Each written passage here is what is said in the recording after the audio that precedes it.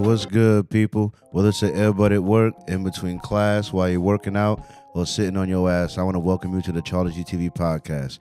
And we have a hell of a show line up here for you today, all right? It is March 17th, you know what I mean? Which means it's St. Patrick's Day, so shout out to that.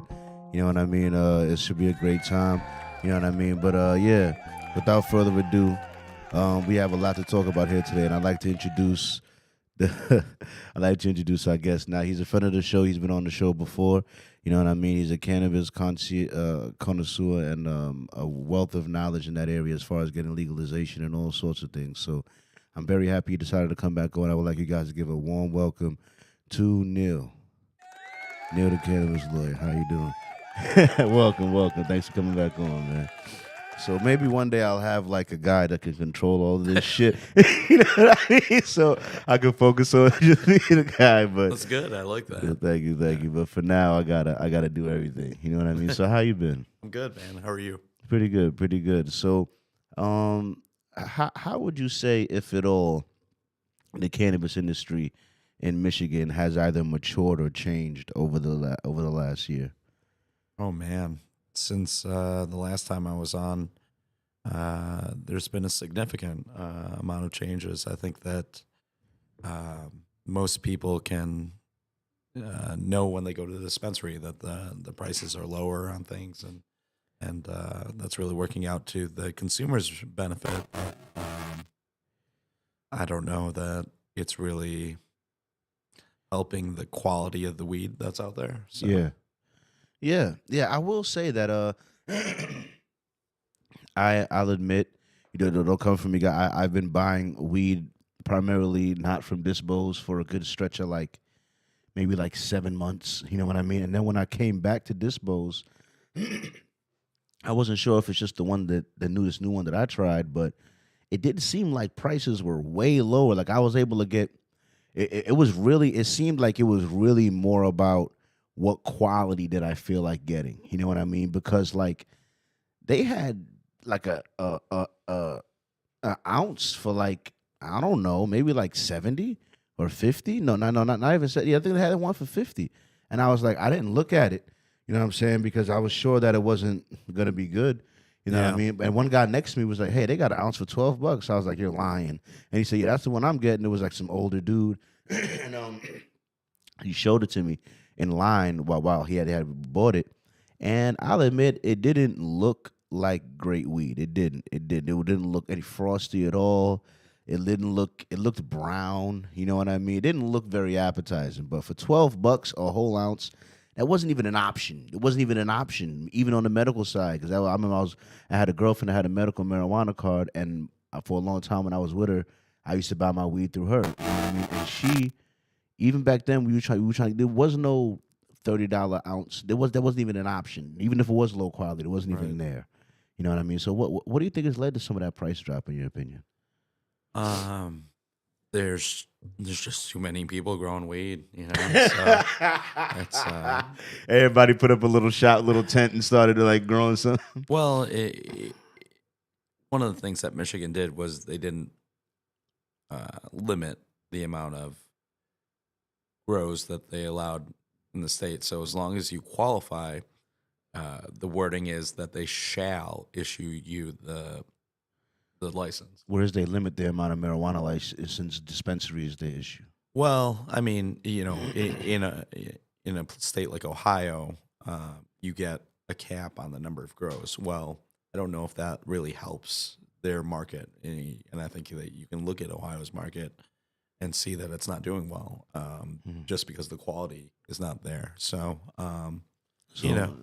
So it's because they lowered the regulation. There's no caps. So anyone that wants to grow, that builds a decent enough setup, will be allowed to grow legally. Right. So it's not that hard to grow legal marijuana in Michigan, huh? I mean, you just have to go through the pre-qualification stuff, and then the toughest part is trying to find a property that you can afford that fits zoning and that zoning. Yeah. So there's still zoning with the growing. Yeah. Interesting. You know what I mean? So property you can afford that fits the zoning, that's the hardest part. Yeah, that's tough. Yeah.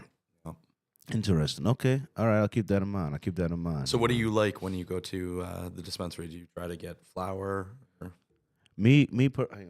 Sorry. No, no, I'm a little closer to you so you can sit back and be more comfortable because I see you having to sit up when you're on, just relax. But anyway, but now when I go to the dispensary personally, I'm looking for sativa.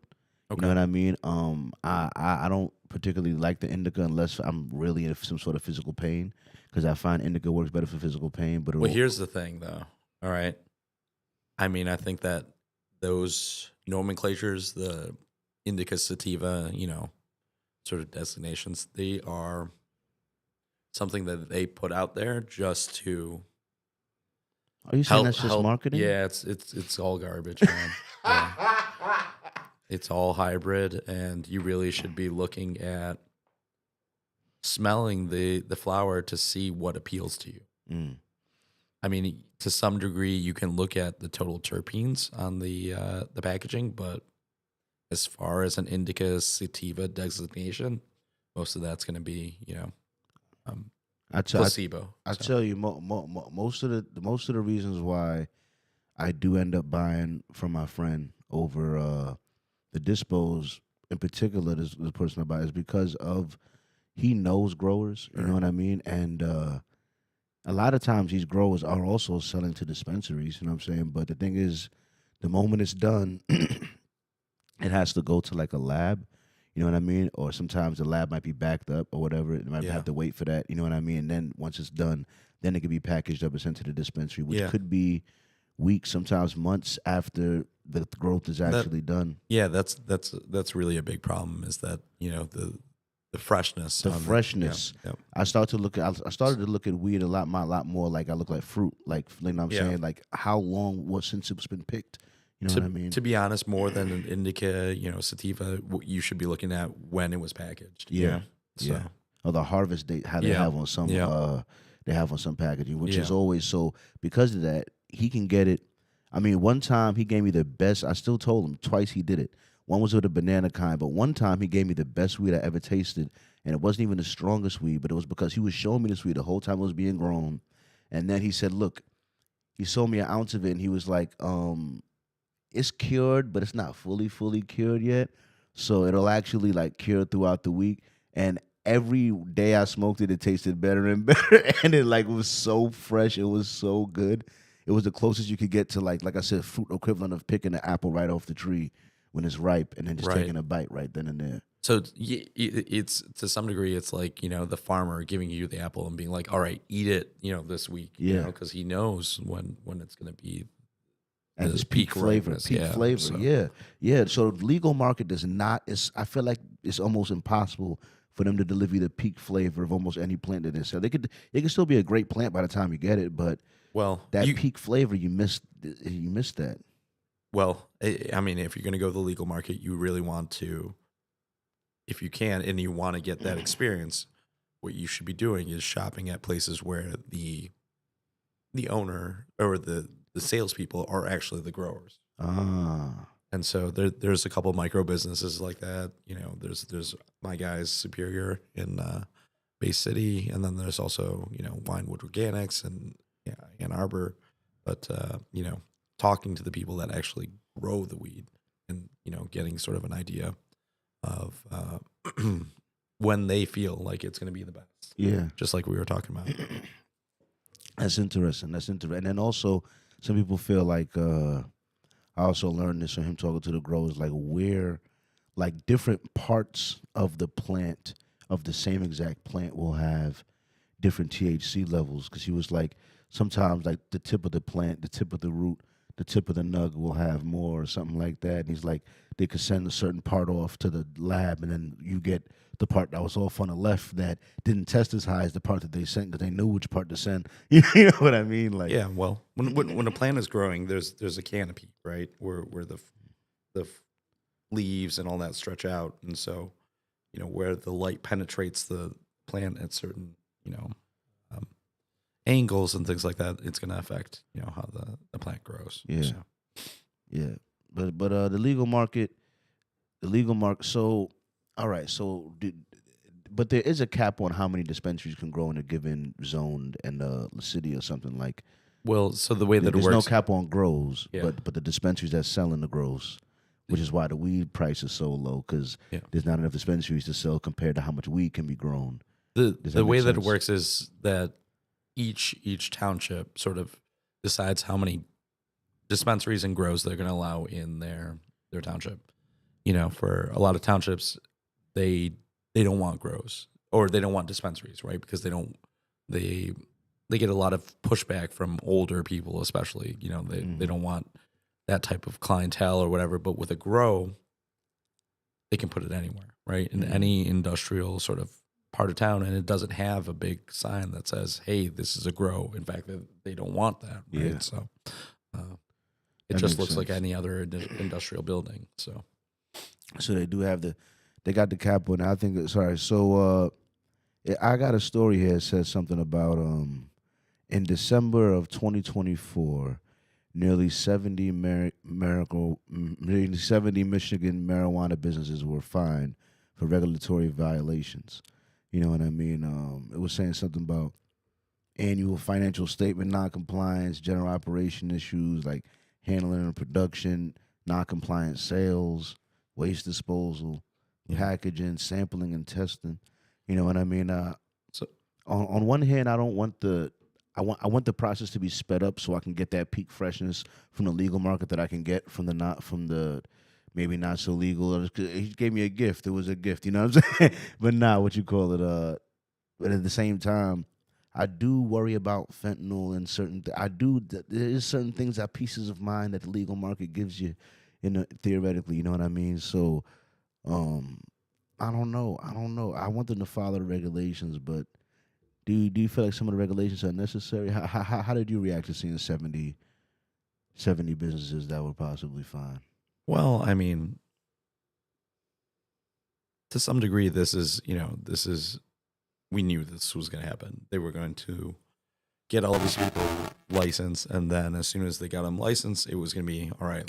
We're going to move to compliance, and they're just trying to get their money, and they're trying to get like fines and things like that. They're hoping that they'll give you these fines, and then you'll negotiate to a smaller fine. In that way, it's like a traffic ticket. They give you the points and the fine, and then you negotiate down to just the fine. And they're like, "Oh, aren't you happy with just the fine?" Yeah. So it's not necessarily. So it's not like a food thing where they're not going to stop your operations necessarily. No. They just give you like a time period to come up to compliance. I mean, or unless what you're doing is so egregious that you are, subverting the rules, and even then, they really give you like just there's no limit on. there's no limit on how cheap you can sell weed for. There's no regulation on weed price, right? No, there's no artificial bottom that they've created. Not that I would want there to be, but once I saw a place start selling $12 ounces, I'm like, is this okay? You just sell it, so you can't just. And it's not even shake. It's just like little nugs. Nugs of what? Like what type of? And then one time I bought like it was a $8 eighth, Yeah. and I could see that this $8 eighth, the weed was poorly trimmed. You know what I mean? I could see Wow. little pieces of the and I was like, How are you even going to pay someone to trim at that rate? Exactly. So it's really like a trim it yourself type thing. yeah, exactly. That's what I was doing pretty much. I was like, that's crazy. Yeah. You know what I mean? But you got to think about that when you get, a good eighth of weed from a dispensary that's packaged well, there are so many things that go into that final thing, right? And it's like you were talking about, you got to pay the trimmer. yeah. You got to pay someone to package it. Yeah.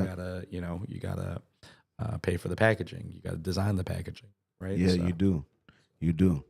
I guess there's a lot of parts that go into it. You know what I mean? That totally makes sense. All right, so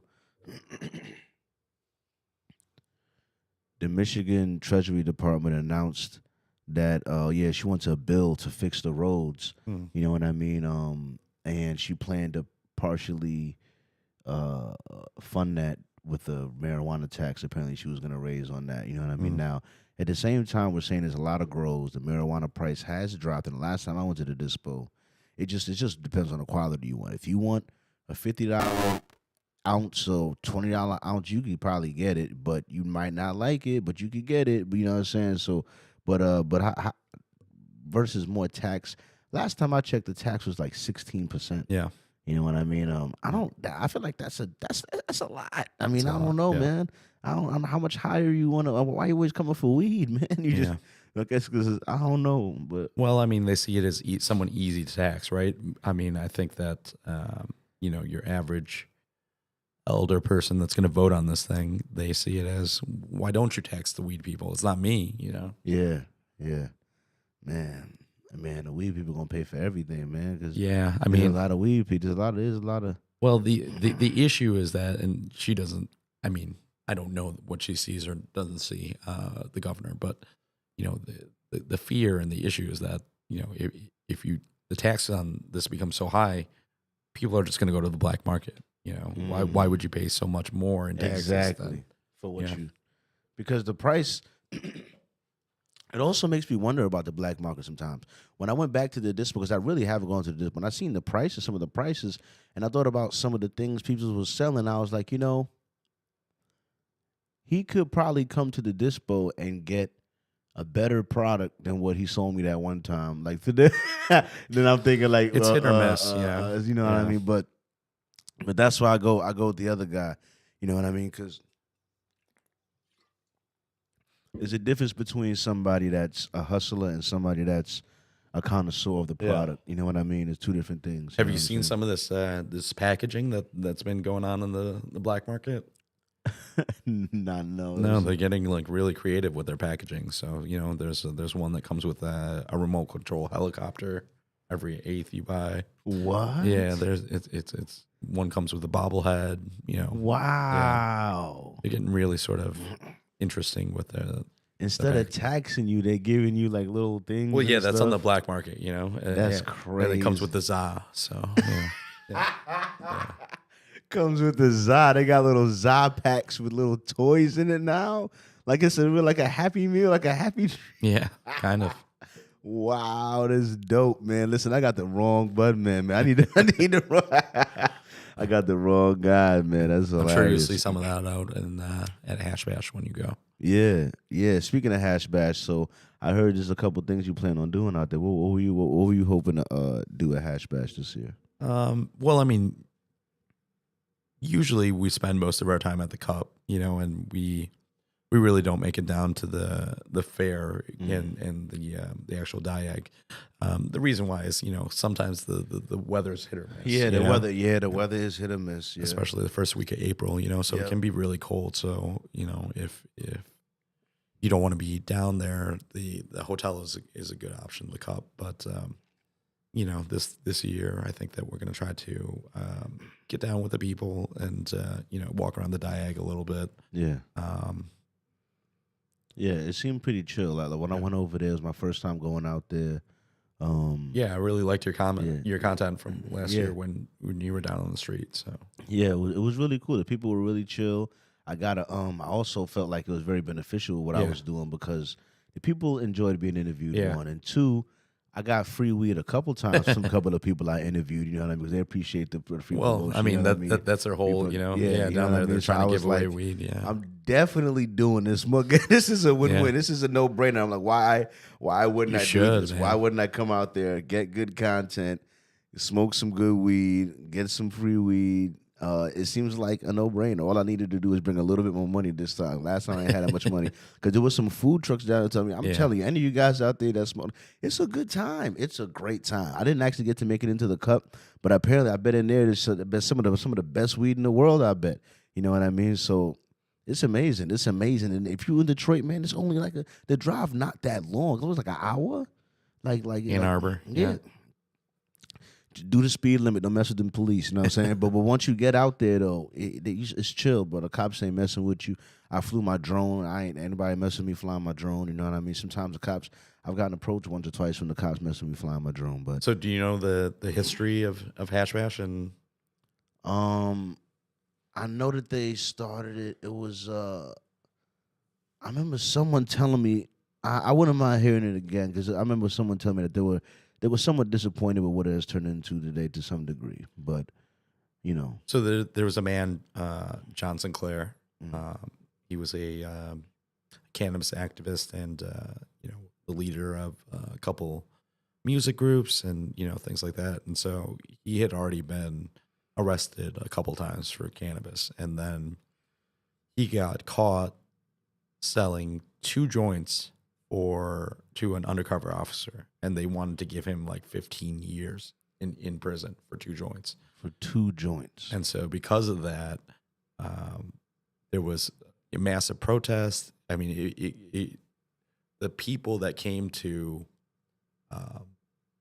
the Chrysler Arena for the protest, which is U of M's basketball court, were just incredible. It was Stevie Wonder. It was John Lennon. It was Yoko Ono. I mean, just the biggest celebrities in the world that came to just sort of protest this injustice. And so from that, they've been doing that every year. And then actually Ann Arbor has an ordinance which says that on the day of Hash Bash, as long as you are within a certain area and you're not, on campus or whatever, even if they do catch you, right, it's legal. It's just going to be a $5 fine. $5 fine, $5 fine. Yeah, I did hear that, $5 fine. Yeah.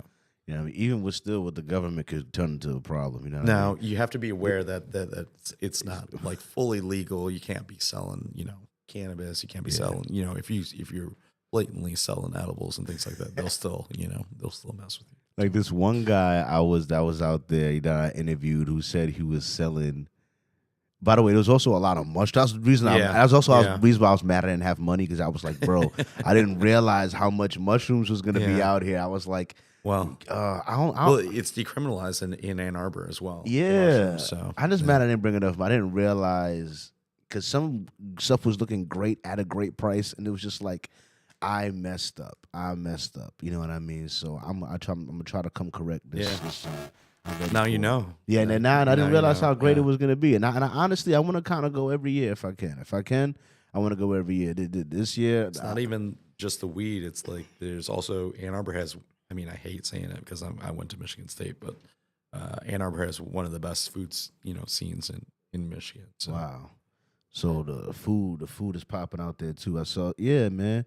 I have a friend that drives out to Ann Arbor, and he always is trying to say how there's the best mushrooms out there, because he goes to like this some dispensary out there. Yeah, you know what I mean. And they sell them. Whatever. What's awesome with that, right, is there's other towns that have decriminalized mushrooms that don't have people as openly selling it. The reason why Ann Arbor has that is because the prosecutor for Ann Arbor, I don't know whether you like it or not, but some people see it as very progressive, and he's sort of taken the stance that I'm just not, if it's just mushrooms, I'm not even going to prosecute it. So people have taken that to be like, oh, okay, well, if he's not going to prosecute us, then we'll just open up a store. Open up a store. Yeah, that's crazy. Shout out to him holding it down. You know what I mean? Just saying, like, you know what? I'm not prosecuting it. All right, I respect that. You using his discretion like a motherfucker. Well, I mean, the people that like him see it as, they're a bigger fish to fry. Why would you, hassle people just for mushrooms? So, it's a waste of time. Yeah. It really is. It really is. And me personally, like, I don't know. I've heard some people say they do it. I have never tried microdosing. I don't know if I'd want to do that, but you should. I will give it a shot. Maybe I'll give microdosing a shot. There's this company called Lynx. Mm-hmm. It's operated by a friend of mine, and he does these really awesome microdosing capsules that are pre-dosed. I like that. Yeah. I like that. Yeah, I'll get you some. That's the most intimidating part of it, is like trying to measure out what's the right amount. You know what I mean? Because I heard it's really great for like your mood and certain things and stress and certain things like that. I use it as like mental launch. I use it for like decision making. Like I got a big time in my life. I'm like, let me sit back, because I feel like it offers me a different perspective. It allows me to see things from a fresh perspective. Like the last time I tripped was January 1st. It was beginning of the year. It was like, it's a new year. Let me think about my perspective of how I'm attacking this year. You know what I mean? And one of my favorite memories of it was like I came around the corner in my little apartment, and I looked at my desk, and I was like, who the fuck is this guy? Whose desk is this? I was like, look at all these papers, this computer. Who is this guy? Yeah. I was like, Who the hell is this guy supposed to be? Who's supposed to do this? I was acting like I was gonna make content that day, and I was like, I'm not gonna make no. I'm not making any content. I'm not doing. Well, yeah, it becomes difficult to do certain tasks, but in other ways, your mind expands. It does. But an ability to absorb and think about certain things in different ways. I really do appreciate the perspective it gives me, and also the biggest feeling I always get when I deal with it is gratitude, which I appreciate. Because sometimes when you're hustling, you're fighting, and you're going from problem to problem, you lose that perspective. Yeah, you know what I mean. It helps. Well, part of it is that mushroom does is the ego death, right? And so you have, your ego and your idea of who you are and things like that, and mushrooms will sort of strip it away and be like, no, this is who you really are. Yeah. So. I still haven't. My friend had told me about ego death. You know what I mean? He says, I don't know if there's two phrases he said that I learned through him. One of them is ego death. The other one is a hero dose. You know what I mean? And he says you kind of have to take a hero dose to have an ego death. Yeah. He said, you know what I mean? And hero dose will be, anything over 3.5. That's what you feel like that. Yeah, it depends. It's different for everyone, but I guess it depends on the strain too. You know what I mean? That's another thing. Yeah. I guess Starry Nights might not have been that strong. You know what I mean? Because it was the most strongest visuals I've ever had in my life. Yeah. But I did take a good amount of it. I took at least 5 grams, 4 to 5 grams of it, and I don't think I experienced ego death necessarily. But I love that you've sort of come to the realization that it depends on the strain, and that's one of the things that decriminalization and things like that is helping expand, is that there are different strains that do different things of mushrooms, just like with weed, right? And so you can't just be like, oh well, I smoked 3 grams of weed and I didn't have, that, because then it's like, well, what kind did you smoke? Exactly, like that, exactly. And even with the penis envy, there's different types of penis envy. You know what I mean? Like, I still want the one that I had with Brandon. I don't know that exact that first one I had, because nothing exactly hit me like that first one. What'd you guys do? You guys went to the woods and. Now, the very, very first time I had it, we did do it in the woods a second time, and that's when I discovered I loved being in nature on mushrooms. Like my favorite thing in the world to do. Swear to God, my favorite thing. But that's like a vacation. I swear to God. But But first time we did was in my apartment. Was in my mother's house actually. After I moved out of my apartment, I broke up with my girl that day, and he helped me move my stuff out. You know what I mean? I was like, I did mushrooms that day. The reason why I loved that experience that day, because number one, I was scared because I never did it before. But it was the first time. I always say it sounds crazy, but I only ever hear my voice in my head, and it was the first time I felt like I might have heard another voice, not another, but just felt like another, like just another, just like someone trying to like just teach me something for my consciousness. You know what I mean? Because I remember fighting it. I remember it happening. I'm feeling something and it's coming on, and I remember almost hearing something go, "Stop fighting, just relax. We're here to help. Just relax." You know what I mean? And I was like, all right. And I just relaxed for a second. And I was like, every time I would get agitated, it just put everything in perspective in a way. What I said about mushrooms is that I'm unflappable on mushrooms. It's like impossible to stress me out. Mm-hmm. It's like impossible, because my brain will just contextualize what's happening in a way like that makes this beneficial to me for some reason somehow. Like I remember one time we were in nature, me and Brandon were in nature. And it was just me and him. We was out there, and I started tripping. And for some reason, it started raining. And the moment it started raining, I got mad, because I'm like, I'm out here, and it's raining, and now I'm getting wet. Yeah. But then, immediately, I was like, yeah, but if it wasn't raining, there wouldn't be the nature. You wouldn't be here in the first place. You know what I mean? You're mad, but maybe the nature needs this rain. Like, it just contextualized with that. And then the rain didn't bother me so much. You know what I mean? I was like, well, let me do it with the animals. Let me find some cover. You know what I mean? If I went to the trees and stuff. Yeah. You know what I mean? It has a good way of giving you perspective on different life events. Yeah. So immediately, because I think if I wasn't on mushrooms, I'd have just been mad it was raining. And I wouldn't have been able to escape that point of view. But because I was on mushrooms, I was like, Yeah, you got that perspective. You need the rain. Yeah. You need the rain. You know what I mean? And because it was raining, the humans left. And I think the animals knew, because that was the same day we saw like 30 deer. And I had faced down a big deer. But I think it was because there was more deer activity that day because it was raining and the human activity was down. Yeah, I remember what I Brandon mean? telling me that. Yeah. Yeah. That was Yeah. it was crazy. It was just really really crazy that seeing that many deer. And I swear to God that big deer was gonna try to kill me. I swear that deer.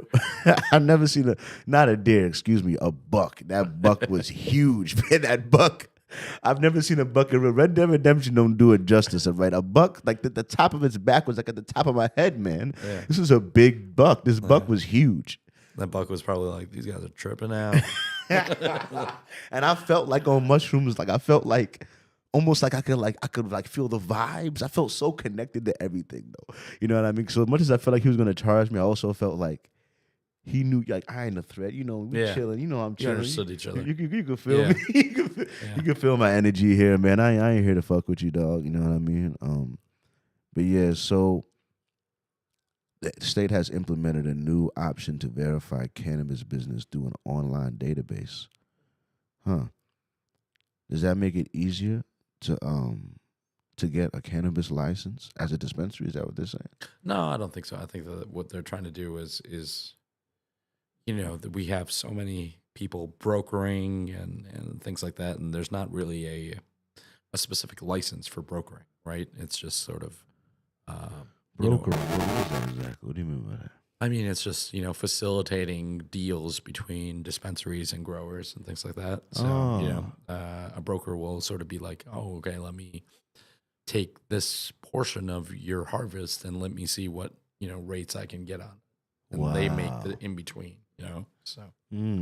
But they still got to wait on the results in the lab, right? They do, yeah. And what about the lab? How hard is it to open up this lab? Because in my mind, for every dispensary, you got one dispensary is selling like 50 strains of weed from how many growers, from how many, where are these labs, whatever they exist, must be busy as all hell. But, you know? Yeah, that's true. But the issue is that, you know, with labs and transport, it's sort of like, do you really care what company transported, you know, your weed to the thing? No, you don't really care as long as it's good weed. Right? No, that's a problem. They're worried about who transporting it. No, but I mean, you're talking about getting into the transport business, but it's like no. I know. I mean the lab. No, I mean the lab business. I'm saying the lab. The lab. The lab is similar, right? It's, you know, as long as you perform the test result, then the issue with the lab that we're having now is that we're having issues of lab shopping, and so what that means is, you know, whether implied or not, labs will give different test results, you know, on the same product. And so you'll sometimes get products testing at 40% THC, which is physically impossible, you know, so. Is it really? Because I swear, literally just yesterday, someone was at work talking about, I went to this grand opening for this dispo, and they gave me this pre-roll, and it said it was 44% THC. Okay, so the first thing is, if it's above 30, you know, 34, 35, you should automatically be suspect. Second thing, you know, if it's not infused and it's above, you know, 30, 34, then you should be suspect. Anytime you go to a dispensary and a bud tender is trying to sell you the weed on the percentage, you should be suspect. That's true, because you know that bud tenders love opening a thing and being like, this is 40%, whatever. Like, that doesn't mean anything. Yeah. It doesn't.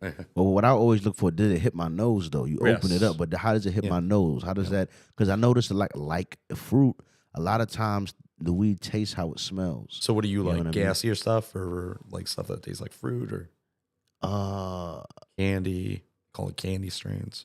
I probably like fruit, and also I like fruit and like sourness, because sour diesel was always my favorite strain. And I can't even barely describe the flavor of Pure Michigan, because that was the strain I told you he gave me that cured over the week. Yeah, I can't even.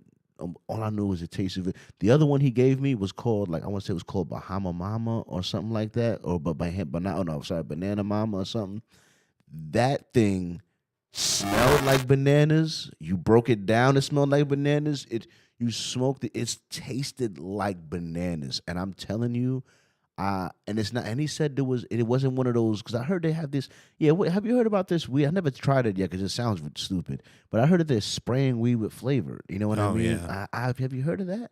Yeah, yeah. It wasn't that, but what is that? Is it safe? And what is the smoking experience? Have you ever smoked any of that weed? No. I mean, well, no.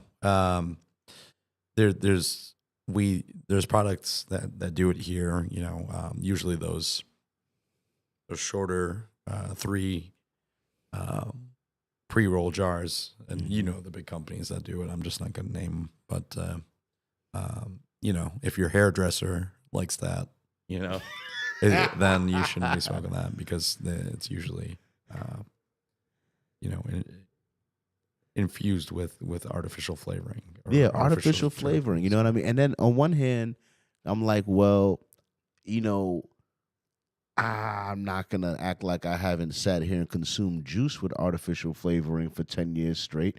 You know what I mean? It's the hype right now in New York. People love it, but they just don't know any better, you know? So, yeah. I bet it's the people that are like hitting the vapes. Yeah. Because I stopped. Tastes like a vape, I stopped, right? yeah, I bet it tastes like a vape. It's the same terpenes. So they're botanical terpenes. So they're derived from plants, but, you know, it's like artificial strawberry flavor, whatever. So as opposed to a natural cannabis. They would argue they get it from. The reason why I'm not a fan of it is because I haven't tried it in the flower form. Yeah. But I've experienced it in the cart form, and I did not like it in the cart form. When I was smoking something, it was trying to make it like apples or some they shit. do that and I was hitting. I was like, they do that with the joints. Even here, you know, those little joints, they come in a 3-pack. You know, people love them. You know, so a lot of people love them. Not the carts. Maybe perhaps if they figure out a way to do it with weed. I haven't tried the weed one yet, but I know that banana one, like, but that was natural weed. He got that from the grower, like that. It was just growing like that. You know what I mean? I came back and bought a little bit more because I didn't even want it at first. I was like, I don't really like bananas. I don't like banana flavored stuff. I don't mess with bananas. I was like, fine. I'll take a little eighth. Let me see what it's like. And then when it actually tasting the fruit.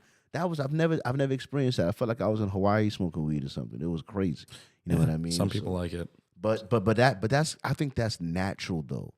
But the artificially spraying a banana, I probably wouldn't feel the same. You know what I mean? So which blows my mind. You know what I mean? Messes with my head a little bit. You know what I'm saying? Do you think that? Oh yeah, it was. I remember now. Yeah, it was saying something that it wanted to do further regulation or oversight on the hemp growers. You know what I mean? How do you feel about the hemp industry versus the marijuana industry?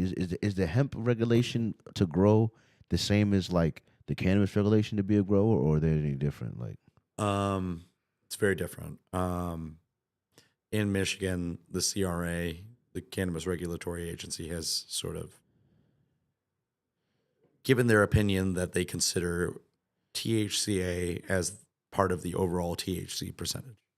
Well, they did that in effect to sort of protect the small growers, protect the growers here in Michigan, right? Because if they paid all this money to get a license and all of a sudden you can just grow THCA flower, then it's sort of, why would you do that, right? And that's what California had to deal with, is that a lot of large multi-million dollar grows were just all of a sudden switching to hemp and THCA because they could still basically grow weed, right? Yeah, I remember THCA. My first experience with that was when I tried to quit weed. Yeah.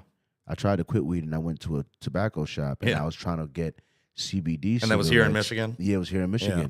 And she said, well, we got those THCA joints. Yeah. And she was like, are you trying to avoid THC? And I was like, yeah, I'm trying to avoid THC. I'm trying to just get something to smoke, but that's like kind of weed, but not really weed. All right, she's like, yeah, well, then don't smoke the THC. THCA will get you high. Yeah. Because apparently THCA is as soon not as you burn it. As soon as you burn it. So it was like, I don't know how they came up with that, but aha.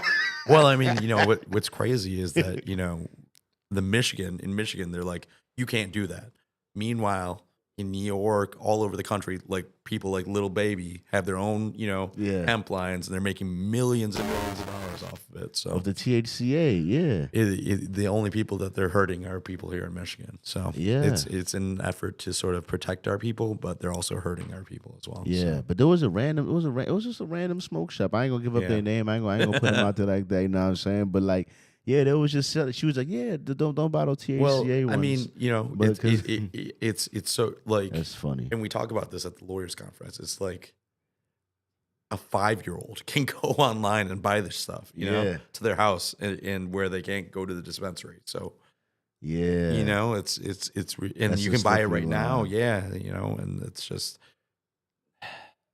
the thing. So I remember when I was in college for the one little year and a half I went, they made me give a speech class, and I decided to give a speech class. I gave it on marijuana. yeah, You know what I mean? And what you call it? why it should be legalized. No, I want to say, yeah, that was more or less the game of my speech, you know what I mean? But I was trying to get at the why it was made legal in the first place. You know what I'm Okay. saying? I want to say it was like 1936 or 37 or something like that. There was, and I had asked him my first question of the class, 'cause I was doing the format, whatever. I was like, how many people know that marijuana used to be legal?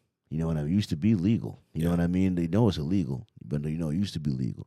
But Pre-prohibition. yeah, pre-prohibition, you know what I'm saying? But like I think in my opinion why it was made illegal for what I could research could see is really because of the hemp was threatening the cotton industry. You know what I mean? The same way how they came up with the cotton gin, they came up with something called the decoordinator or the recoordinator, something like that, that made processing the hemp faster too. You know what I mean? There's a really good book about this called The Emperor Wears No Clothes by Jack Herrera, who's a legend in this thing. He has strains named after him and stuff like that. Yeah. But it talks about that. It talks about Henry Anslinger. He was like sort of the person that sort of took this, reefer madness and all that. I'm sure you've seen that, right? Reefer madness. Yeah, that's the.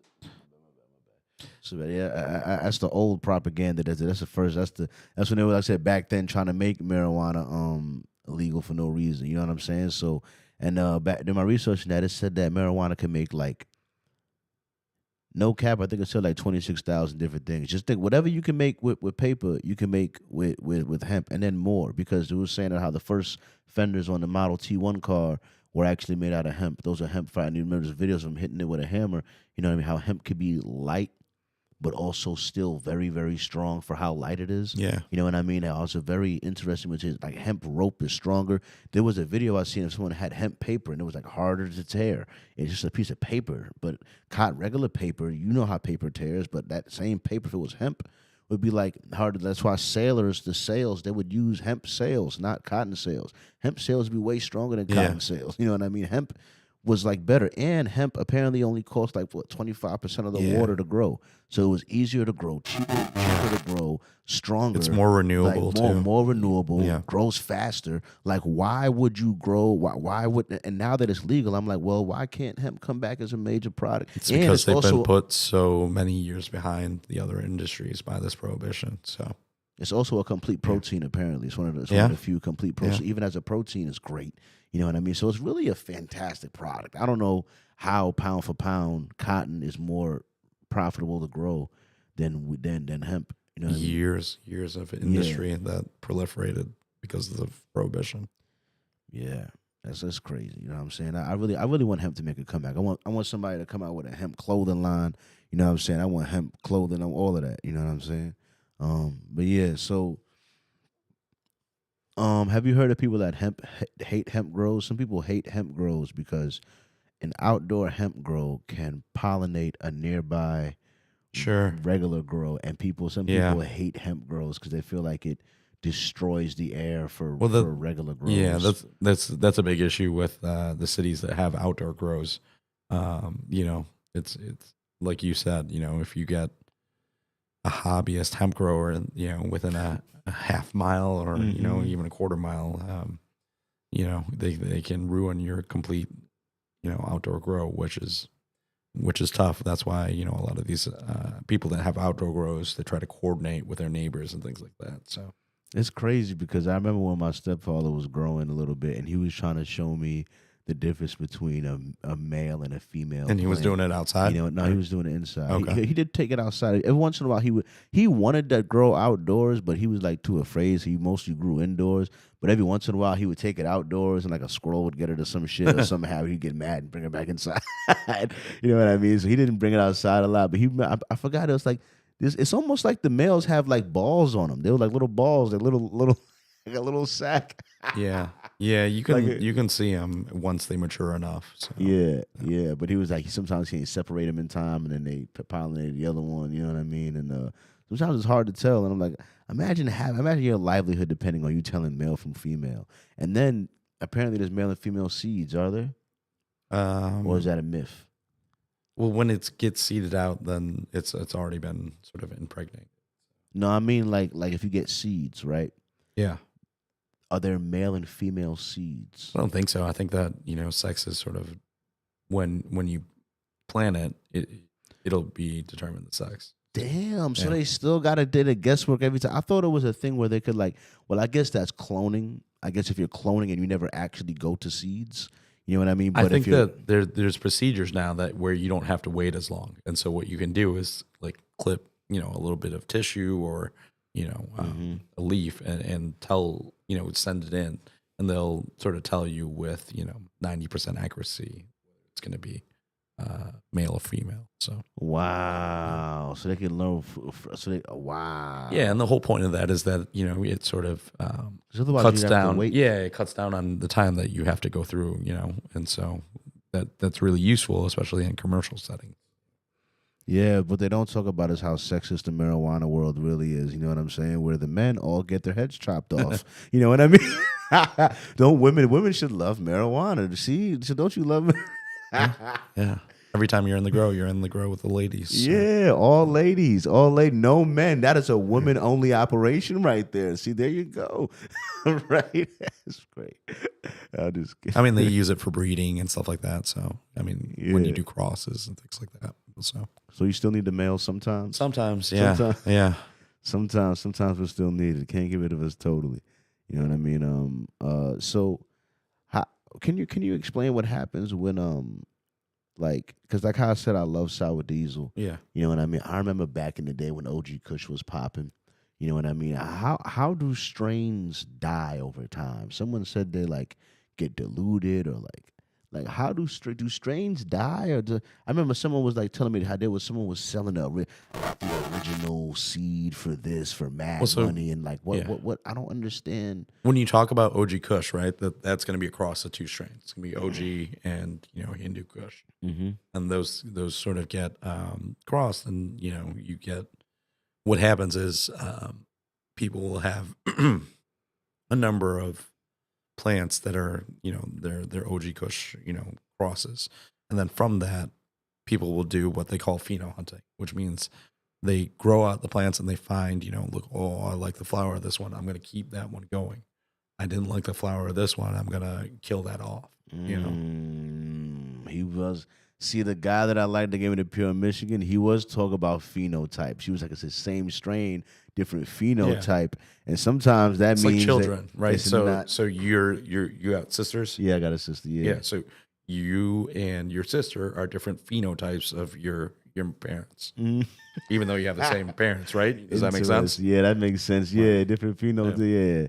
Yeah, that's how you got 5 kids and 1 crackhead. You see, he's a different phenotype. Right. Then you get rid of that one. That's a crazy insult. That's like a 10-level chess insult. Like, yeah, he's a different phenotype. But that's essentially what you're doing, right? Is you're picking out the smart kid and being like, I want. Yeah, right? Yeah. We'll pay for his college. You will just we'll pay for your bail, all right? We'll keep your bail money ready. We'll get your college money together. All right, that's funny, man.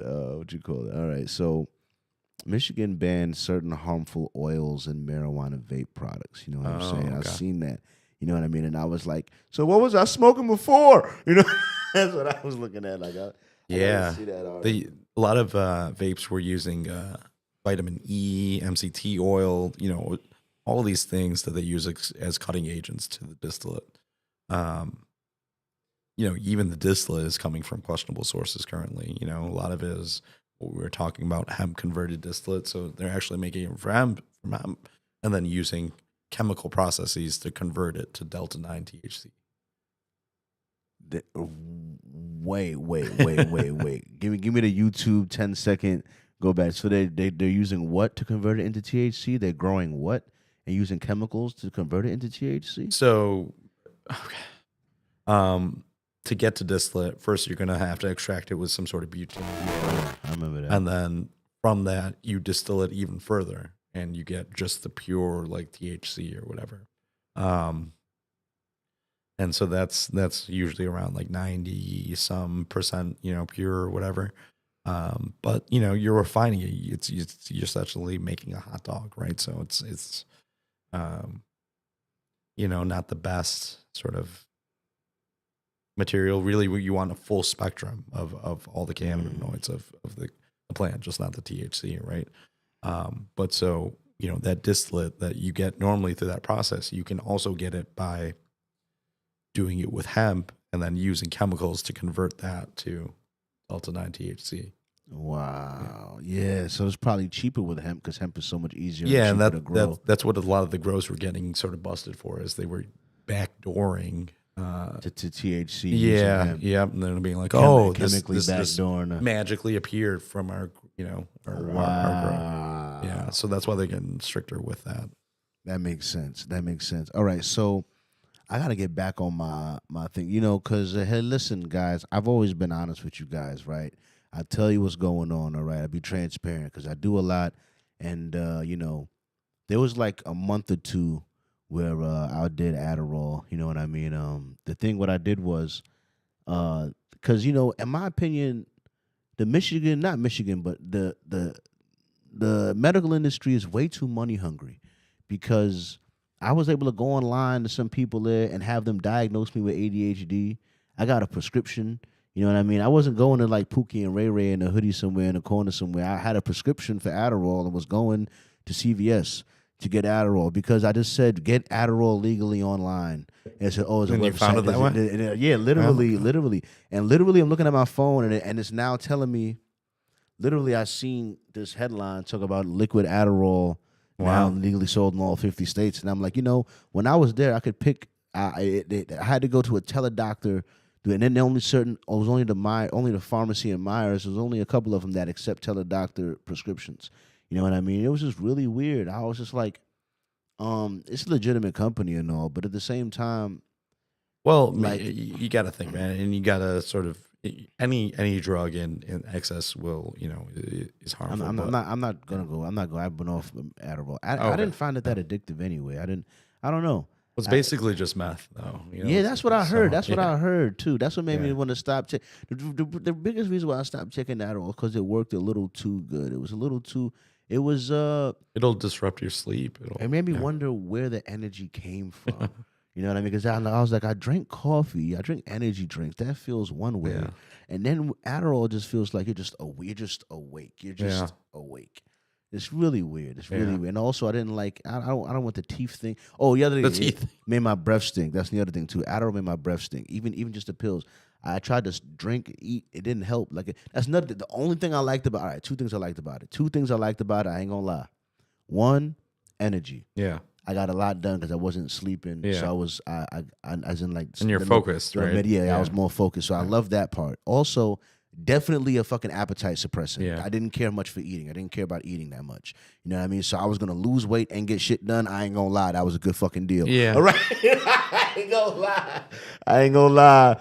It's not the healthy way to lose weight. It's not the healthy. Yeah, but 2 months of an Adderall, you know what I'm saying? Listen. You lose a little weight, you get a lot of shit done, you walk away, all right? The problem is as soon as you stop taking it, you'll binge and take it back. So. Yeah.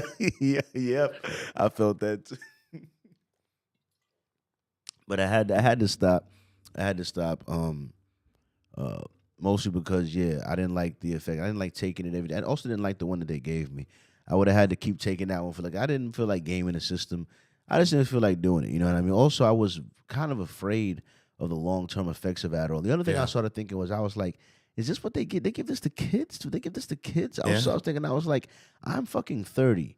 This is my first time taking this shit. Do they give this shit to fucking 16-year-olds and fucking 14-year-olds that run around the classroom? They give it to, you know what I mean? And I'm like, how do they get less than that? They give it to 6-year-olds sometimes. Yeah, it's Ritalin crazy. and things like that, which are essentially the same drug. That's what I was thinking too. Exactly. That's what I was thinking too. I was like, on one hand, I was like, I'm really worried about how this might affect me. On the other hand, I'm like, they be giving niggas to this shit since they 12 years old, and they've been taking it like before they were even knowing what's up for like 10 but years. that doesn't You know mean what that I mean? they've really studied long-term effects of it, you know? No, you know what I mean? But I'm not saying I recommend it. I'm just saying that the fact this whole teledoctor thing, it makes me think back to when medical marijuana was the only way to legally get weed. Yeah. Like, I don't think that it was as easy as it was for me to get. Like, I don't think it was that easy. I don't think, maybe I was bugging. Like, to me, it took like a week. I was like, I Googled Adderall, found a thing, set up an appointment, had a teledoctor thing, and like a week too later, I got a prescription. It was like nothing.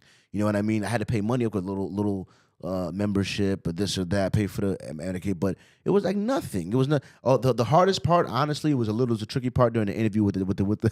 I remember saying I was playing the role of my life because I'm talking to the doctor on a V, and she was like, "Now look, there's a lot of overlapping symptoms between ADHD and bipolar. I got to make sure you're not bipolar and make sure you have ADHD." And I was like, I got to be the right amount of crazy. I was just sitting there thinking like, all right, let me see. I'm not going to play this now. Yeah, at least she did her due diligence. You know what I mean? So. I mean, she did. You know what I mean? And I was just, I mean, what do you want me to? I was getting a lot, and I don't know. I think anybody could get diagnosed with ADHD if they, to a degree. Like they're definitely overdiagnosing it because they're getting money from the prescriptions. That's why I don't like money in medicine, man. Yeah. That's why I don't like money in medicine. It's just like, I just feel like it's evil to make money off human suffering. Just that principle. You know what I mean? Humans are suffering, and that leads to you making money. You know what I'm saying? I understand that there's some situations where that happens. But what's the alternative? You know, you look at Canada that has sort of public medicine, and you know it takes you 6 months to get seen by a doctor. So, yeah, I don't like that either. Yeah, I don't like that either. You know, I want incentives though. Incentives in some way. Like I don't know. Like I don't know. It's hard. But I'm like, I feel like that's why some countries don't have certain things in their food. Is because we all have to pay the medical costs. We can't allow you to put stuff in our food that makes our people sick. That's a good point. Because we all got to pay for that shit. Yeah. You know what I'm saying? Oh, now because we don't got to pay for the shit that makes people sick and y'all make money off of it, well, we don't all have to bear the cost of that, so we care a little bit less about that. I feel like that's what leads to that's why a lot of stuff ain't allowed in other countries. Because it's like, bro, we're not all carrying the bill for y'all to put stuff in here to make us sick. And, you know what I'm and saying? you look at the what's fascinating is you look at the same product essentially in a different country versus the U.S. and we have completely different ingredients. Exactly. Yeah. Exactly. So. You know what I mean? But yeah, I'm gonna leave it alone. I'm not going political. I'm leaving it alone. All right. I went up to the ledge. I'm making a left. All right. I don't think that was political. I'm not doing. No. But it was very, very close. Very very close. What you call it? So do you feel like the kids today, like how has it changed their relationship with weed? Like on one hand, I bet they would argue that weed being legal and more accessible makes them want to smoke more, but I don't know. The young kids I've met that are 18, they don't really care that much about it. They might smoke it if they want to, but they're not. I think it's not like it's way easier to hit a vape these days. It sort of makes I think vaping is more popular than weed. Kind of. Well, yeah. I mean, they have weed vapes as well. So I'm not sure. I'm sure it's easier in high school and things like that to get weed. I mean, I just remember that it was harder to get alcohol than it was weed. Back in it was harder to get alcohol. So. You're right about that. It was harder to get alcohol. It was. I don't know what that was. No one was selling alcohol. Everyone was selling weed. No one was selling alcohol. No one was selling out. There was like one Puerto Rican with the nutcrackers. Right. Like, hey, I got it, man. I got the mix up with the tequila Right. and the fruit juice. You know, I got one guy, one Puerto Rican selling the nutcrackers. Juice Other isn't than worth that, the squeeze, right? Yeah. You're not making that much money. On it, you're so. probably not. You're probably not with the liquor, man. That's hilarious. No one was selling liquor like that. That's funny. That's funny. But even though that probably would have been the thing back in the day.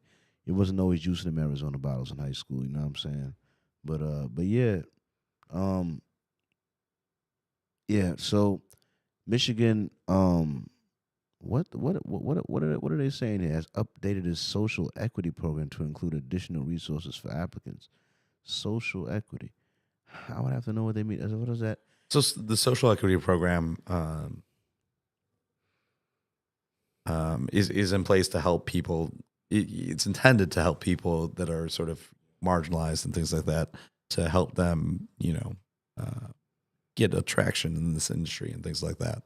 The way that they do that is by, giving sometimes significant discounts on your licensing fees and things like that.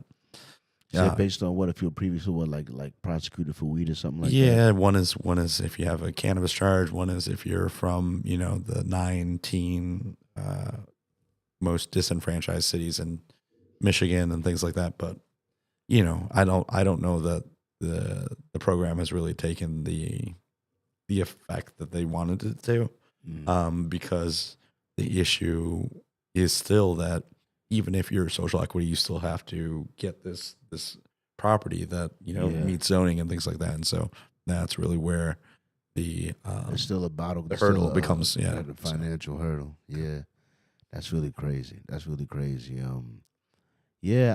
dispo I was in that had this guy had a DJ in there. I don't know who owns this. They always dispo. have DJs. I know. Yeah. They always have DJs. They always have DJs. Like I said, I have been out the legal. Do you like that when there's a DJ in them? No. Yeah. I'm like, is this a club? I'm just trying to buy some weed, man. Yeah. So I think this that guy's in there. Fucking...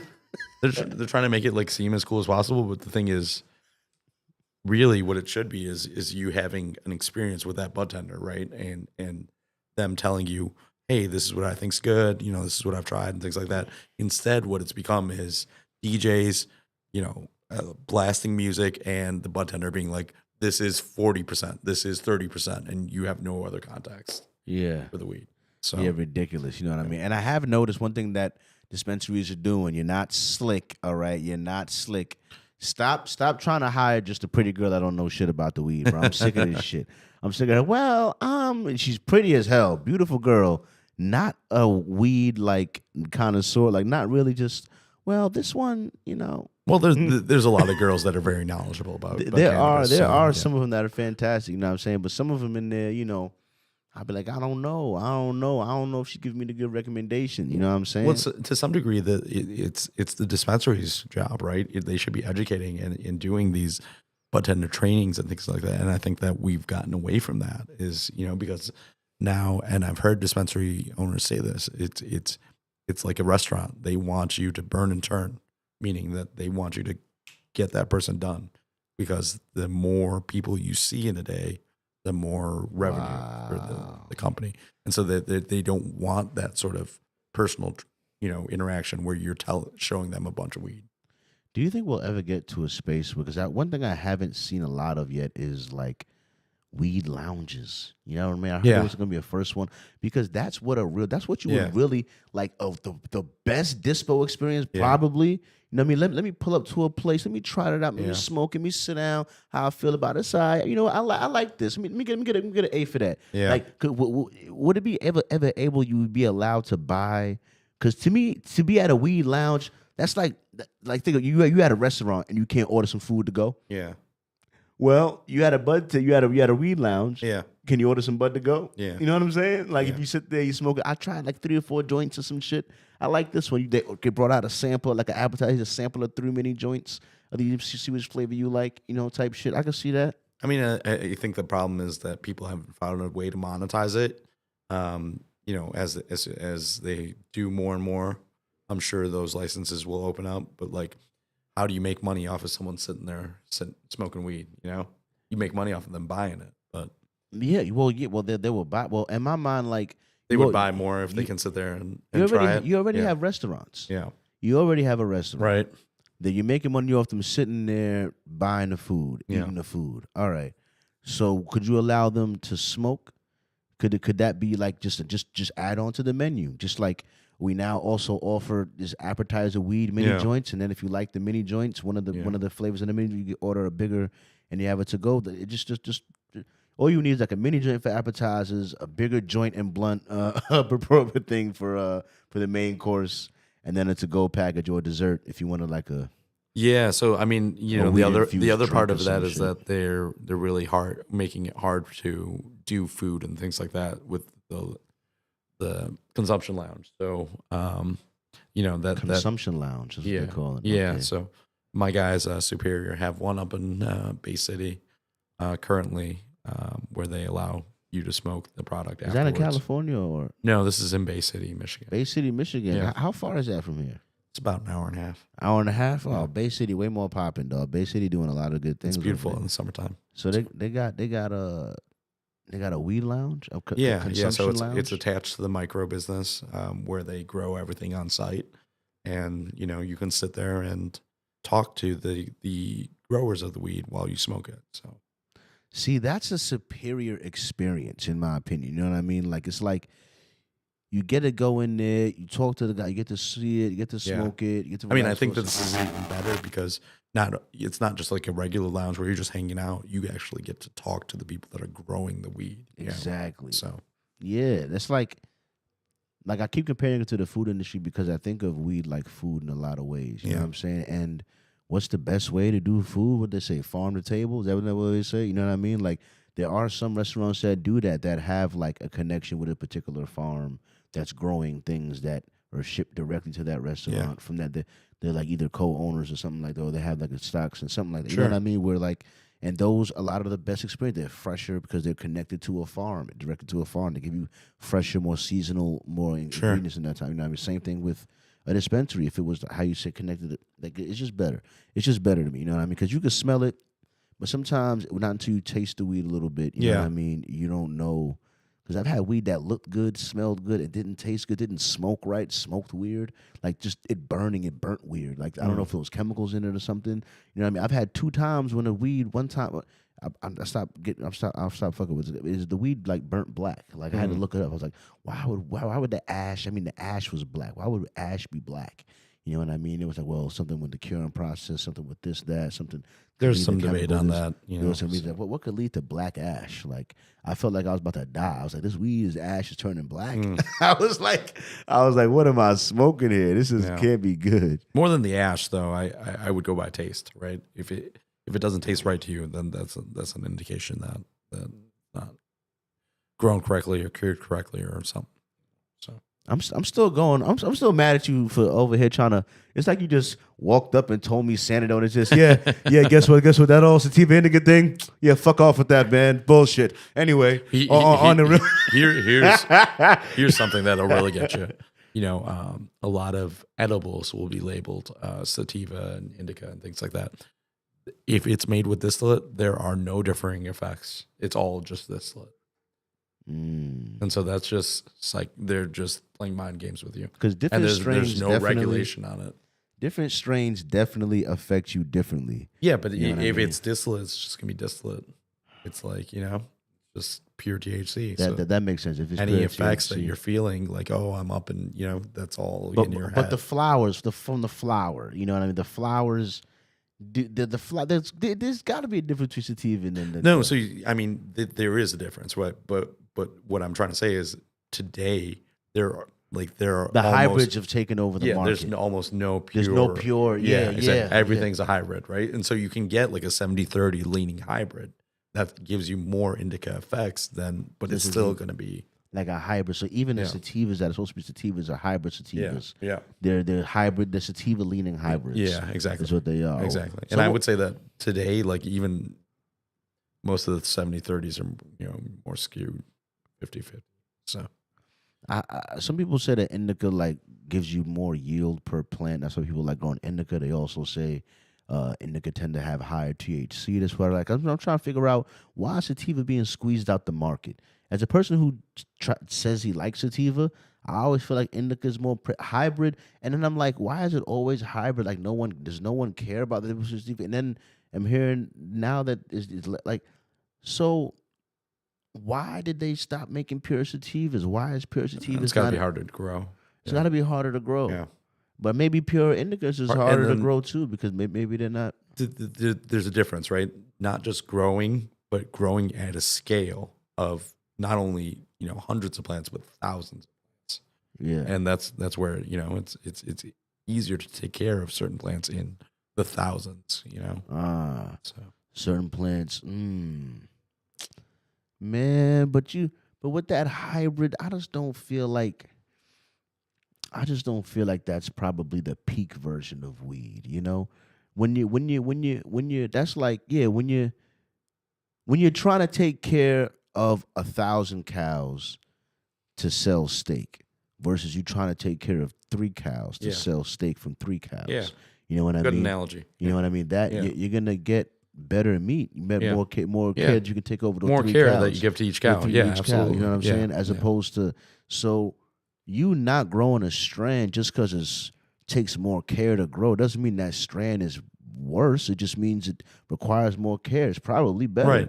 But I guess I could see how it's less profitable over But it's a problematic cow, and you can't grow it with 1,000 other cows because well, maybe these cows were never meant to be grown like this in the first place, which they weren't ever meant to. I'm just saying, no plant was meant to be grown 1,000 of it in a row. Other than even in the oak plant, these forests always have biodiversity is like a part of what nature does. It never wants to do this monoplotting, agriculture has been a major part. That's been taking in new nutrients out of it. Apparently, there's like. The old farmers used to cycle plants and stuff like that, from my knowledge of it, because there's certain plants that take certain nutrients from the ground and leave other nutrients, and some plants that do the opposite. And if you cycle them on the ground, you can maintain a balance of nutrients in the soil that doesn't kill it as much as growing only one crop that keeps taking out the same exact amount of nutrients, same type. Farmers will refer to it as crop rotation. Yeah, for sure, man. And I just think when it comes to weed, man, that the only thing that worries me about the industry right now, for sure, is the higher THC. Hey, let me take a piss real quick. Wait 1 second. But when I get back, I want to talk about the high THC. Like, this isn't the weed your grandma smoked. You know what I'm saying? Like, and whether or not this genetic manipulation could lead to a version of weed that is dangerous. You know what I mean? I suppose because the weed that God made, it is just the weed that God made anyway. I'm gonna be right back. But give me 1 second. Be right back.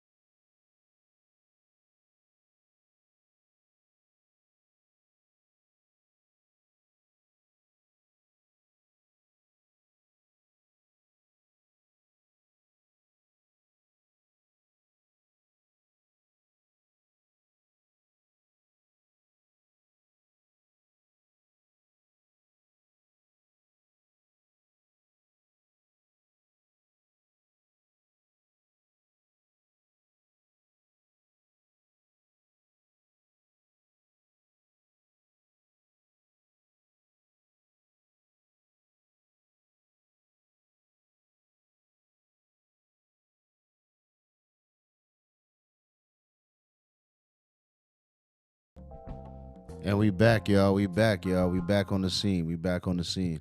We were just talking about this cool place right down the block from my podcast studio place here called Motown Deli. Motown Deli. The Motown Deli. Yeah. I've driven by there because I got to go to Van Dyke, whatever, to go home. I drove by there many times. I thought it was closed, and I've recently seen it be open a lot more. You know what I mean? They're always busy. I've heard somebody else say that they have really good sandwiches. So best sandwiches in Detroit. What do you like from there? The corned beef. The corned beef? Yeah. All right, now I gotta try it because corned beef is one of my favorite. Yeah. Detroit is what made me laugh. I don't think I've ever wanted corned beef on my sandwich much in New York. Nah, I might have ordered that once or twice. Didn't really like it really. Y'all corned beef out here is like how we treat pastrami out there. You know what I mean? Like y'all corned beef is like between us and Cleveland, I think that we sort of have a debate on who's the corned beef city. But definitely check out Motown Deli. Motown Deli, check it out for sure. And check out my boy Angel. He's the one that does all the. It's his store, but he's very well known in the city, and he has a very unique style on how he gives his videos. And I'll just give you my Angel impression. He's always like, "We have the juiciest, the biggest." Yeah. He'll love that. The juiciest. I like it already. It sounds like a fun guy. Angel's a great guy. Yeah. Shout out to Angel, man, making the juiciest, the biggest subs in all of Detroit. All right, tell it here. You heard it here first. All right, go check him out. You know what I mean? I will check him out eventually because you should. You're right here. Yes, I'm right here. It could be so because so many times I come here to edit videos. I come here for the fast Wi-Fi for the quick upload into the 2-3 hour podcast. Upload so fast here. You know what I mean? I would love to be able to check out literally this like 3 minutes away. Yeah. I eat there every day. Yeah, wow, it's crazy. Super cool, super cool. You know what I mean? But ordering ahead apparently helps. You know what I mean? Apparently, Apparently, ordering ahead is just a pro tip. Otherwise, you'll be there like waiting like 30 minutes, and they have no place to eat. So you gotta take it and there. Go. Yeah. That reminds me of this other place called Food Exchange that is the same way. You got to order ahead because you be messed up sitting there waiting forever. So yeah, I wanted to talk about this the THC level getting so you said 34, 35%, you should start getting suspect. You know, and you said it was impossible for them to have a 44 plant. Almost. It's like you just can't have something that's like half THC. And then these percentages were getting all the way up to 50% and stuff like that. And then it's just ridiculous because what they're doing is they're putting it within that 10% margin of error. So really it's more like, 34 or something like that. And what's happening is these ones with the outrageously high, numbers, other labs are going in and buying that product off the shelf and then testing it themselves. And they're like, it's nowhere near that high. Yeah. So, that's what I'm saying. Like that, I really think about that because one story that came out broke my little chubby man heart when they told me that they tested Girl Scout cookies and like 99% of them came back for heavy metals and this other thing. I'd be like, Girl Scout cookies been consistent for years. I would eating Girl Scout cookies every once in a while. My mother might bring them from somebody at work. I don't even know where to get them at. Only been recently I've seen them in stores. The actual you know what I'm cookies. saying? Yeah, Girl Scout cookies. Oh, yeah. Yeah, I thought you were talking about the strain. No, not the weed, not the weed. But speaking of weed and heavy metals, one thing that did, and I still don't have a replacement for it. All right, so I heard Raw Papers had this big lawsuit where they had a bunch of bad stuff in it. Now, I got the marketing from being young and liking Wiz Khalifa. Yeah. His paper gang all day. He loved Raw Papers. And something, honestly, trying to be objective, something about the taste of Raw Papers with weed it just tastes good. I don't know. It just let the weed almost every other weed, like the zigzags give me that little papery taste. Like the other papers That's just give me the rice bit. They just give me that. Even with even Raw Papers themselves, the organic Raw Papers, I kind of don't like how they taste as much as the regular. I could taste the difference, even between the organic and the black ones. I don't really taste the difference. The black ones are similar. They're a little more get out the way. The raw black ones, I kind of like them, even though they're a little harder to find. I think I like them. You know what I mean? But that original raw, I just like them. But I know now that they're telling me they're bad. You know what I mean? I'm like, well, what alternative paper. I mean, I guess I don't feel like smoking out of glass. I can't do that at work. I can't put like I shouldn't smoke at work anyway. But if I'm going on a work lunch break, you know what I mean. Me and the homies, we ain't passing around a damn pipe. It's not going to happen on a lunch break in the car in an SUV. You think of that situation, it's either going to be a blunt or a paper. You know what I mean? Most likely going to be a blunt, honestly, because I don't know how to roll blunts. But do you know of any like paper? Why don't you get a cart? The only reason I won't get a cart is because what I had said on our last podcast here, I was worried about the oils and stuff they're using in the cart. Even But why don't you just get a rosin cart? Is a rosin cart safer? Yeah, I mean it's only going to be made with a solventless process, so there's not going to be any chemicals or anything like that's used to extract the cannabis. A rosin cart. Yeah. I got to see the price on. I got to see. I got to see how much it is. You can get them affordable, but there's a lot of companies that are doing good ones these days. Yeah, they're saying the rosin. But I just want to make sure it's because I don't like the distillate ones. The distillate ones that are regular distillate, they taste all right. They're okay, but I can feel that they're missing part of the THC experience. You know what I mean? The full spectrum rosin ones, those get closer. They get close. They still, I feel like they're missing a little bit, but they get closer. Get closer. Yeah, I like them. I used to like them, but I just haven't. I don't know. I haven't smoked carts in a long time because I was afraid of the metals and stuff. But I stopped vaping. Man, which one is worse? Do you think? Because I've heard people argue that oil pens, the weed oil pens, the things is worse for you than the vaping. So people feel like the nicotine vapes. The nicotine vapes, they feel like are better for you than the weed ones? Than the oil pens. Yeah. I stopped smoking the nicotine vapes completely because of my fear of the heavy metal. I'm trying to live, you know what I'm saying? Now the carts. I told you on the last one, I think it was like almost a year ago, right? Yeah. Like I don't smoke carts at all. Yeah. Like, just you're using hardware to heat up this thing to an unnatural sort of, using heating elements that are not made to, to heat this up as opposed to just natural flame. So, I know that it's not convenient. If I had to, then I would probably use a rosin cart from one of the brands I trust. Yeah. But even then, so. Yeah. All right. I probably maybe I'll dip my toe back into the rosin world. I think it's just convenient, especially in the situation that you're talking about where you're just trying to go on lunch break or whatever. Like you don't have to come back smelling like exactly. And let me break. Yeah. I do, man. I just work hard the extra little 20 minutes when I come back to make it look good. I know. And I think that's, to be honest, that's the situation with a lot of people. They have kids or they have, and they can't smell like weed, when they go back in front of their kids. Exactly. So, like they'll just hit a cart. They opt for the convenience. But the issue is that when you're opting for that convenience, you're giving up something as far as your health. So. Yeah, your health, exactly. You never know how that's going to affect you. And the other thing too is that it's hard to do both. Like I remember when I used to smoke carts, I did both. I would smoke the flower when I wasn't at work, and then I would smoke the carts when I was at work and both. Stuff. I would smoke both. You know what I mean?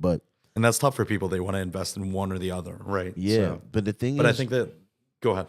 I was just saying, I feel like it made the flower experience less enjoyable because my tolerance is getting raised up all the time because of the carts is raising my tolerance. I just don't think that, that I get a lot of people that like get stuck into the cart thing and then like that's their only way that they smoke. Right? Yeah. And so like even if they're home, whatever, they're hitting blinkers, even alone, and I just think that, using carts like to be on the go, as a one-time thing in the day is one thing, but using that as your main source of how you use cannabis is a completely another thing. So yeah, that's crazy, man. Like I don't want to smoke only oil only all the time because I genuinely enjoy something different about smoking. Like it's a live thing, it's lit. Like it's something about smoking a good joint, man. I like smoking, and it's more social. You can put it out. I don't know the interaction between. I like smoking a joint. You know what I mean? Like it has its drawbacks though, and you can't be as discreet with it and things like that. So you know what I mean. Blunts. The only reason why I don't even know how to roll blunts. The only reason why I want to learn how to roll is because of women the women, at least the women that I've come across, they tend to like blunts. They like blunts over papers for whatever reason. You know what I'm saying? Interesting. Like I've never once gave a girl a paper that was like, oh, good, because I hate blunts. Never.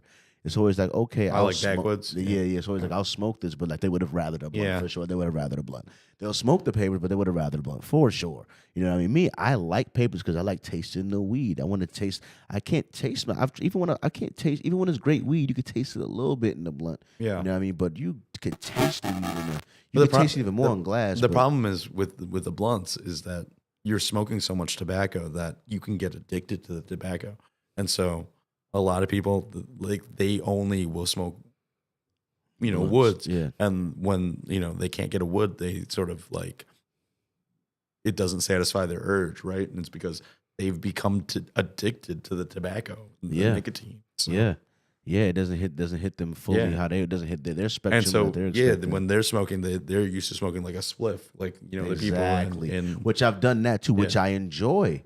I enjoy a spliff over a blunt still because I've done that before. I still haven't done it the way I really want to do, which is to buy the American Spirit, I believe it's called, the American Spirit tobacco. Oh no, I heard there's another one called like. Well, to be honest, man, something. You shouldn't be rolling spliffs here in America anyway, because I can't roll a spliff. What do you mean? The only reason that they smoke that in Amsterdam and things like that is one, to sort of cover the smell, right? That's it. Yeah. And then two, so they can elongate their weed because they don't get a lot of good weed. That's literally both of the reasons why I was thinking about that, because I'm thinking for the lunch break. I'm thinking like, all right, maybe when I'm in your situation, maybe. Exactly. If I'm on a lunch break, I'm like, I don't need to get super high from a full joint. I need a little relaxation. Like a spliff will be perfect, and it'll help cover up some of the smell. You know what I mean? So I suppose, a spliff for work be perfect sometimes, man. Come on, it's what you need. And you go home, you can smoke them, and then it helps stretch out the weed. Like, ain't nothing like a good spliff. But I still didn't get the American Spirit tobacco. I heard there's another one. Starts with a T. I forgot. It's like someone that smokes tobacco recommended it to me. It was like Texas tobacco or like something tobacco, something with a T. I forgot the name of it, but I wanted to find it because it was really good. So you're not worried at all about the higher raising a percentage of like. I remember back in the day, it would be like in a movie, it would be like it was 25%. Like it was 25%.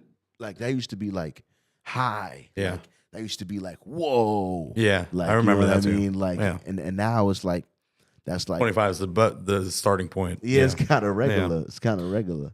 Well, I mean, I think that there's a really good article put out by the Metro Times called "THC Chasers Are Ruining Good Weed," and that's exactly what's happening. And it's just like we talked about. It's a cycle because the bud tenders are only sort of interested in telling you about the THC percentage, and the bud tenders are only interested in telling you that because dispensaries are telling you, the bud tenders only tell them the THC percentage. Don't waste your time, telling them. Yeah, and then the other thing is that they're counting the other cannabinoids up into the THC thing. I noticed that too. They'll be like, oh, this is THC, a little bit of CBD, or this has a little bit of that, and it'll be like total cannabinoids. The problem is most of that goes over your average consumer's head. They just don't understand it. So, the terpenes. So they start talking about that stuff, and they're like, but what percentage THC is it?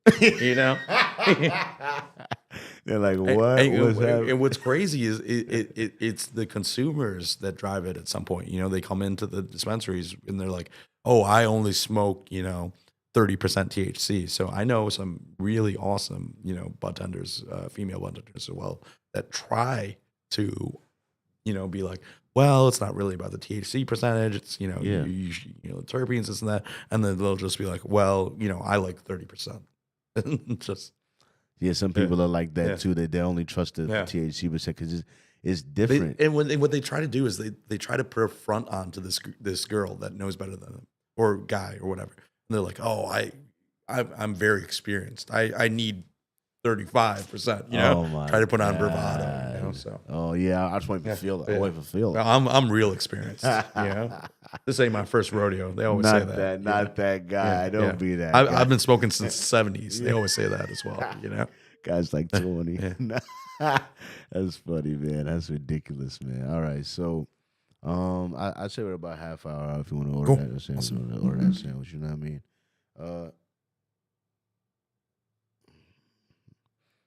One second. Stop it. Notifications.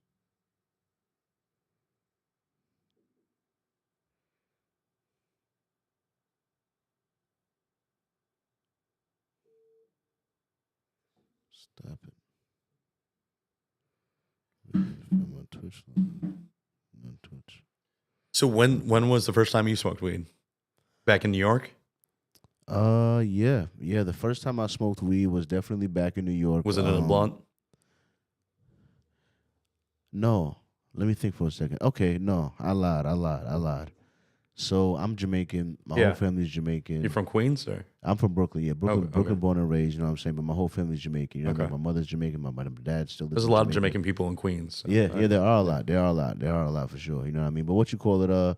So yeah, I was a kid in Jamaica, and my grandmother was the first person to roll a joint. Oh, really? And handed me a joint. That's awesome. She said only in Jamaica. You know what I mean? And then my mother broke it to me that my little sister turns 15 this year. And apparently my little sister was on vacation with my mother in Jamaica. And I remember when I was a kid, I've been only doing Jamaica vacation maybe like 5-6 times. Yeah. But whenever I was in Jamaica, my family let me smoke weed in Jamaica. I was allowed Like to smoke, where? On the beach? like no, with them. Only with them. I wasn't like a kid smoking weed, right? No, Okay. I'll be with them and At the house next to and them. everything. Yeah. I'd have to be in their like vicinity, you know what I mean? But they would Gotcha. like hand me like whatever, like let me the blunts be about to be the joint about to be left. Like they'll hand me the little quarter that's left, you know what I mean? awesome. Like, hey, you can have Yeah. that. Because we're in Jamaica, you know what I'm saying? it's Only awesome. in Jamaica. So my little sister apparently got to hit her first. She was like, I see why you guys do this. She was like, I was like, I'm mad I wasn't there in Jamaica for my little sister's first little hit of weed in Jamaica. So yeah, first time I was a little kid in Jamaica and my grandmother handed me a little joint. What better place? That's awesome. I remember it being like, I remember everything being funny. I remember everything was so funny. Oh, you get the best food over there I was, too, right? I was laughing. So- They were laughing at me. And the food, the food. The thing about Jamaica is one thing I learned about Jamaica. One of the reasons why I fantasize a lot in my head about my final property. I call it. You know what I mean? The things Where you're gonna end up? Yeah, like the things Yeah. just the things I want my final property Yeah. to have. Like I want my final property to have solar panels. I want it to have its own well, which is only like $15,000-$20,000 if you get the right. It sounds crazy, but it's really not that expensive to have like a no water bill pretty much forever. You know what I'm saying? Like, But then you got to keep digging into the well once you run out. I mean, yeah, but that's supposed to last a long time. Hopefully, if you get that is true. That is true, though. If your well does run dry, like they said, the wells run. That is a phrase for a reason. You know, You got to keep digging. Yeah, when the well runs dry. Yeah. All right, come back out. Hold on. You know what I mean? But yeah, chicken coop. A lot of people in Jamaica own their own chickens. It's like a thing. It's like pretty regular. It's like how we own cats and dogs out here. We own useless pets. They own pets that can help them. They can eat. You know what I'm saying? So the idea of owning a chicken coop is like really cool. Plus, I always listen to Joe Rogan podcast. He owns a chicken. He had chickens. You know what I mean? And he's like, they give me eggs all the time. Yeah. You know what I mean? Especially right now, right? Yeah, exactly, right? If I own a chicken coop right now, gold mine. You kidding me? You know what I mean? You see, the city of Detroit is allowing people to have chickens in their yards. Were they not allowing that before? It wasn't. Yeah, you weren't allowed in the city limits, and so now they're allowing. Was it like a a number that they weren't allowed to own? They were straight not allowed to own chickens. No chickens. Yeah, Why not? because they were considered non-domesticated pets or something like that. I don't know, but All we do is domesticate chickens all around the world. That's one of the most domesticated animals we got. I guess they were worried about wild chickens running around, which is not really a big problem. What? Somebody gonna eat him? Like, what are you talking about? That's it. That's a wrap. Yeah. One thing in Jamaica I do remember is the first time I remember I thought it was cool. I thought it was cool. My first night in Jamaica, I woke up and I actually heard a rooster in the morning. I was like, this is amazing. This is like out of a book or something. Then 2 weeks in, I'm like, all right, that rooster's fucking That rooster is every morning, every morning. Yeah. Crack of dawn. Crack it every morning. Yeah. Every morning at the crack of dawn. It's annoying. It was charming the first week. Like, it's nice. And then after that, it's like, all right, someone shut this motherfucker up. That's why I was like, I need a soundproof Because they keep doing it. rooster. It's not just the one time. Yeah, they just keep doing it. They keep doing it for a long time, for like hours, like a little for that first cracker for a while. It's not just one time. No, they're like, get your ass up. Yeah, for real. Like like the movie's making it seem like it's one time. They go, nah, no. They just keep doing it over and over. Yeah. I don't think they heard me. Yeah. It's such a crazy thing the animal does. They really do it. It's what they really literally do it every morning. It's really crazy. It's ingrained in them, right? Yeah. So, yeah. It's so funny, yeah, man. But yeah, shout out to chickens, man. But yeah, so with weed, one last question with weed, man. Sure. Do you ever want to own any? If you could be between a weed lab or a weed grow operation or a weed restaurant or a weed consumption lounge or a weed dispensary, if you could yourself own some sort of brick and mortar business somewhere within the weed ecosystem, which one would you rather own? Which one would you choose? That's a good question. I mean, I think I come from, a processing background, so processing seems more natural to me.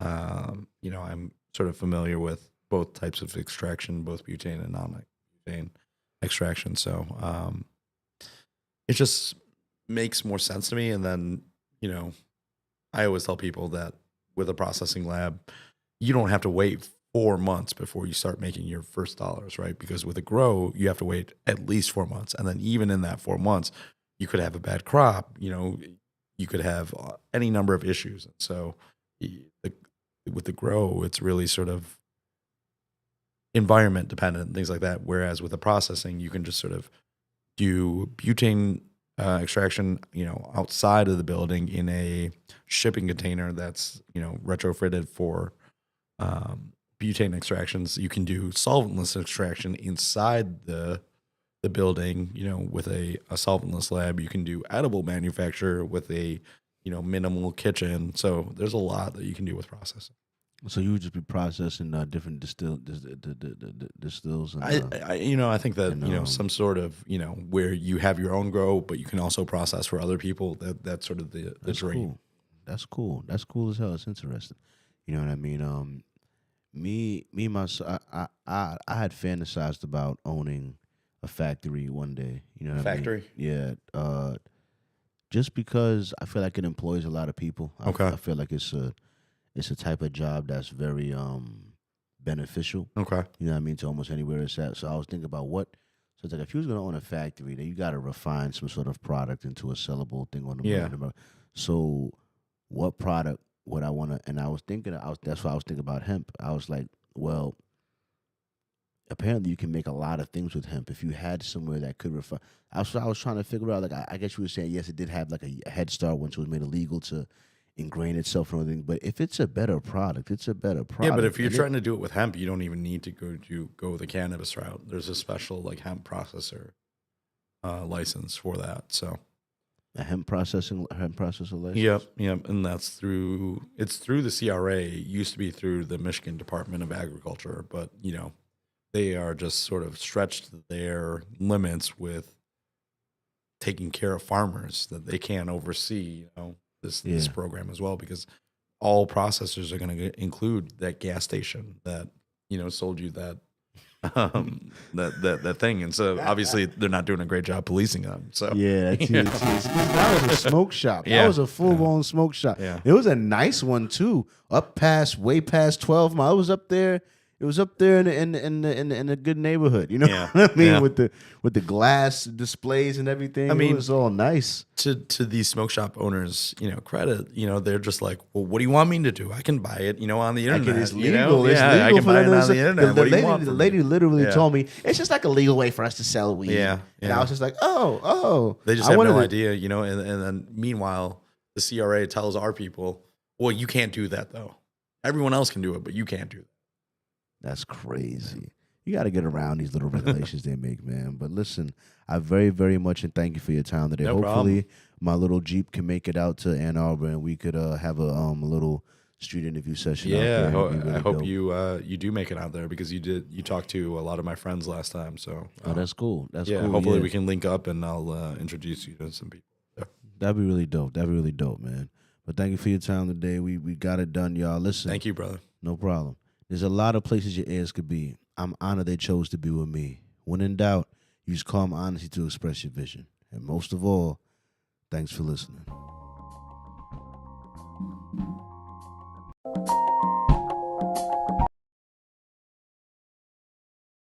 Points for you. Yeah. You can hand them out or whatever. Well,